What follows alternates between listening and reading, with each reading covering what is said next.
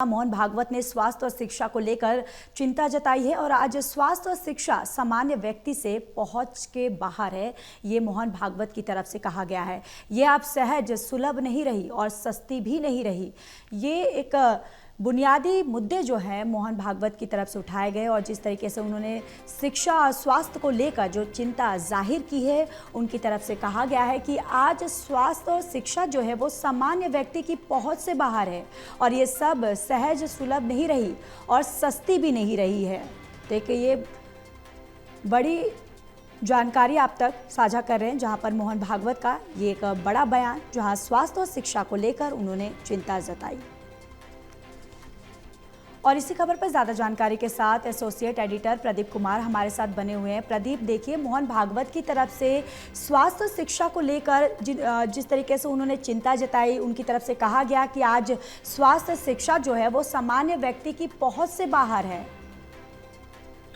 देखिए, बिल्कुल आरएसएस प्रमुख मोहन भागवत ने शिक्षा और स्वास्थ्य सेवाओं की बढ़ती लागत पर चिंता जताते हुए महत्वपूर्ण बयान दिया है। मोहन भागवत ने कहा है कि शिक्षा और इलाज आम लोगों की पहुंच से बाहर होते जा रही हैं। साथ ही मोहन भागवत के मुताबिक स्वास्थ्य और शिक्षा सुविधाएं सस्ती और सुलभ होनी चाहिए, क्योंकि ये मानव के लिए आवश्यक है और स्वस्थ शरीर के बिना ज्ञान प्राप्त करना संभव नहीं है। अच्छी शिक्षा के लिए लोग अपना सब कुछ दांव पर लगा देते हैं। तो एक बड़ी नसीहत ये मानी जा रही है केंद्र की सरकार के लिए स्वास्थ्य शिक्षा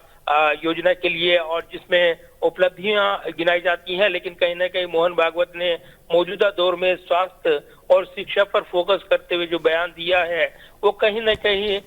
नेतृत्व पर सवाल खड़े करता है और कहीं ना कहीं उसमें बदलाव की जरूरत पर जोर देता है और इसीलिए ये बयान काफी महत्वपूर्ण माना जा रहा है। आरएसएस प्रमुख मोहन भागवत आमतौर पर अमूमन जब सार्वजनिक तौर पर बयान देते हैं, उसकी राजनीतिक अहमियत इस दृष्टिकोण से महत्वपूर्ण हो जाती है, क्योंकि वो कहीं ना कहीं ये परोक्ष रूप से सरकार को मैसेज देते हैं और निश्चित तौर पर इस बयान के काफी गहरे मायने निकाले जा रहे हैं। बिल्कुल प्रदीप, क्योंकि ये बयान जो है महत्वपूर्ण हो जाता है। जिस तरीके से उन्होंने कहा कि आज जो शिक्षा है वो सस्ती नहीं रही, या फिर चाहे वो स्वास्थ्य की भी बात उन्होंने कही, जिस तरीके से जो महंगे महंगे प्राइवेट स्कूल जो पैसे मोटी रकम वसूलते हैं, जिससे जो मध्यम वर्ग के जो लोग हैं वो अपने बच्चों को अच्छी शिक्षा नहीं दे पाते हैं, या चाहे हम स्वास्थ्य की बात करें, यानी कि ये एक बहुत बड़ा बयान जो है मोहन भागवत की तरफ से समझा जा सकता है।